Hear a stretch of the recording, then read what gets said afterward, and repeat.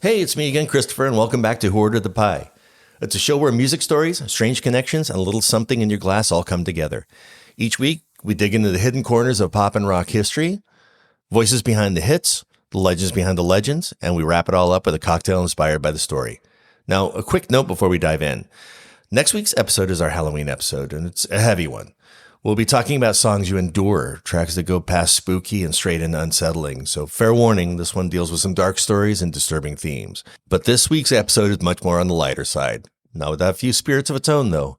Because some of the eeriest stories in music aren't about the ghosts in the attic. They're about the ghosts in the studio.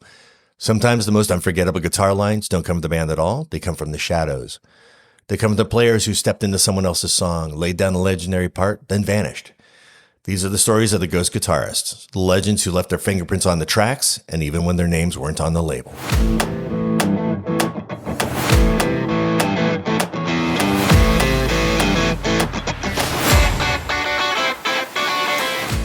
Let's start with one of the most haunting solos in all of rock. A song every Beatles fan knows, but a detail most of us miss. My guitar gently weeps.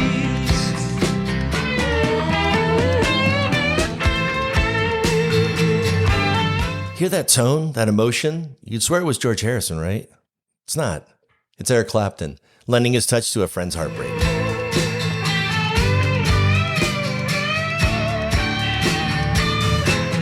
Recorded in 1968 for the White Album, Harrison later said, "I wanted something special. Eric played it and it made the song what it was." But Clapton's presence did more than just add a solo. George later admitted that the other Beatles weren't into the sessions until Eric walked in. As George put it, they were all tired and not into it. Eric came in and it made them try a bit harder.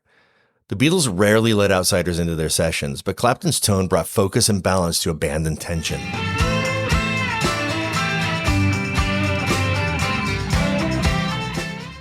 While My Guitar Gently Weeps wasn't released as a single in the UK, but in 1970 it hit number 1 in Japan and became one of Harrison's signature songs.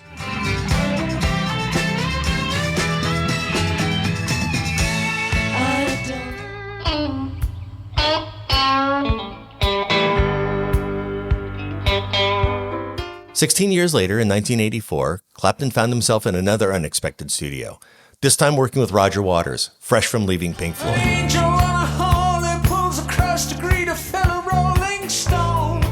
Waters brought him in to play guitar on his solo album, The Pros and Cons of Hitchhiking.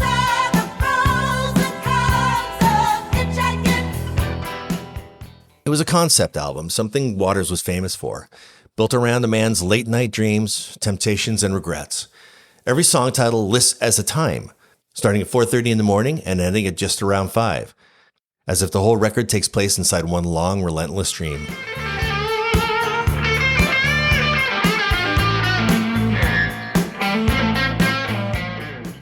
It was dense, cinematic, and emotional, not exactly Clapton's usual territory. In a 1985 edition of Musician magazine, Clapton said, "I really like Roger, but I never really understood what the record was about." Still, his expressive tone gave the album its humanity. Waters later reflected, "Eric brought a warmth and soulfulness to the record that I hadn't expected. He humanized it."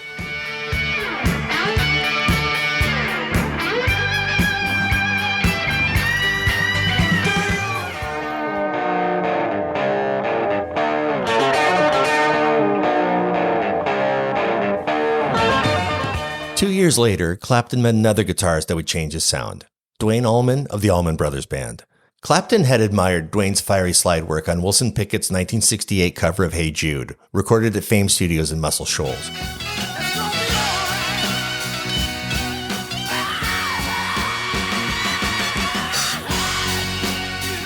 That solo convinced him he needed Allman's energy on a brand new project. In 1970, they came together to record Layla and other assorted love songs under the name of Derek and the Dominoes.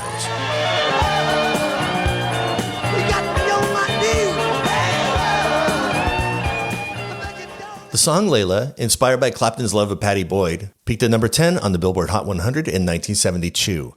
Producer Tom Dowd remembered, "The two of them just lit each other up. You could see the sparks fly."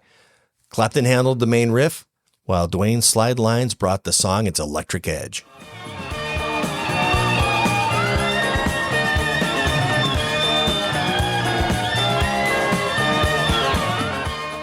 Tragically, Allman died in a motorcycle accident in 1971 at the age of 24. That record became his monument, his slide guitar forever etched into rock and roll history.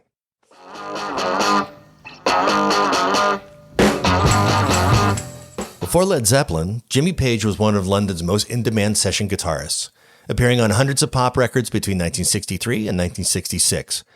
On You Really Got Me, released in 1964, fans long believed Page played the famous riff. Dave Davies insisted it was his, but Page later acknowledged he doubled that part to thicken the sound.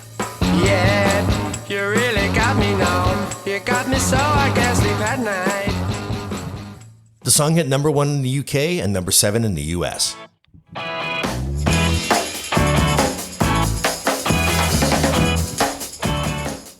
Around the same time, Page was brought in to add rhythm guitar to The Who's debut single, I Can't Explain, in 1965.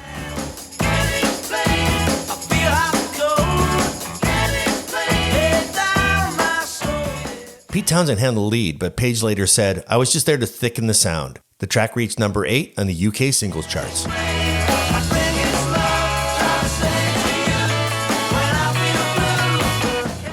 Page even played on Petula Clark's Downtown in 1964, a song that topped the charts worldwide and hit number 1 on the Billboard Hot 100 in January of 1965.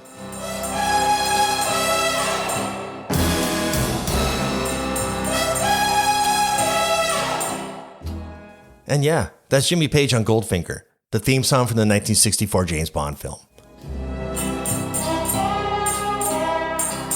Goldfinger. Page later said, when Shirley sang, it was so powerful it pinned you to the wall. Don't go in. By the time Zeppelin formed in 1968, Page had already helped shape the sound of British pop from behind the scenes.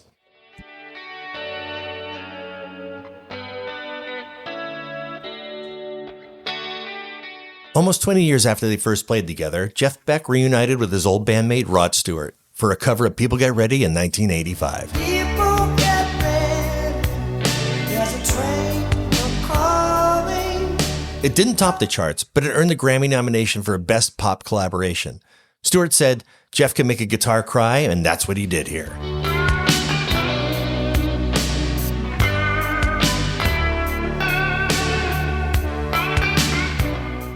Their partnership went back to the Jeff Beck Group in the late 60s, mix of blues and soul that helped shape the sound of British rock. But that band was short-lived, and Stewart quit in 1969, fed up with Beck's perfectionism. When they reunited years later, both were stars. This time they played like equals, Beck's guitar weaving around Rod's voice like a second singer. You just thank the Lord.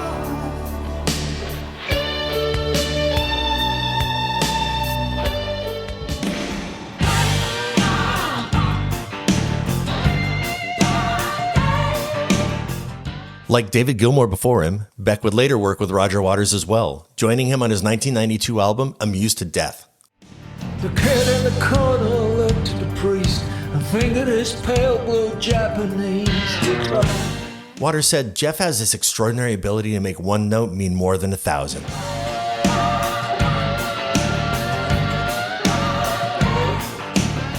Beck's playing was restrained, emotive, and deeply felt, a masterclass in control.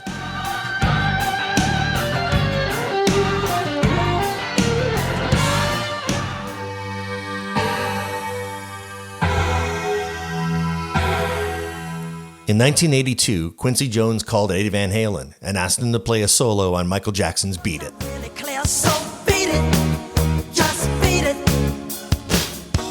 Eddie thought it was a prank, but he showed up anyway.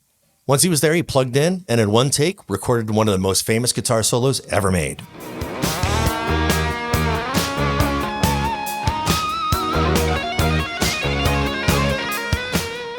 Eddie didn't just play on the song, he rearranged it. I changed the middle section, he said. I thought it could be better, so I cut it up, moved a few bars around, and they liked it.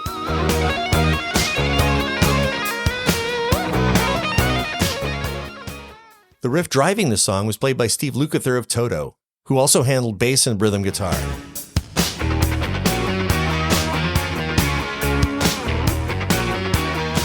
Beat It hit number 1 on the Billboard Hot 100 in 1983 and helped Thriller become the best-selling album of all time.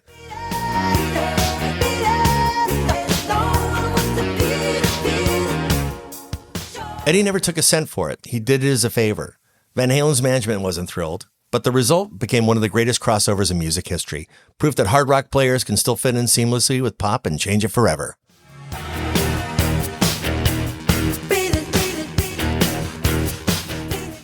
Well, that's the story in sound. Now let's see what's in the glass. This week's drink is like the best players in the room. Quiet, confident, and essential. I call it the session player, and it's built on balance. Here's how to make it. In a shaker filled with ice, add 2 ounces of vodka, 3/4 of an ounce of Kochi Americano, and 1/2 ounce of fresh lemon juice. Shake it well, then strain it over a large cube in a rocks glass. Finish it with a twist of lemon peel across the top. The result is clean and precise, like the perfect session take. The vodka keeps it smooth, the Kochi adds some quiet harmony, and the lemon hits all the right notes to keep it alive. It's the kind of drink you can sip all night in the control room. Crisp, clean, and quietly in tune. So there were the riffs you might not have known, played by legends who stepped in, played their hearts out, and then disappeared.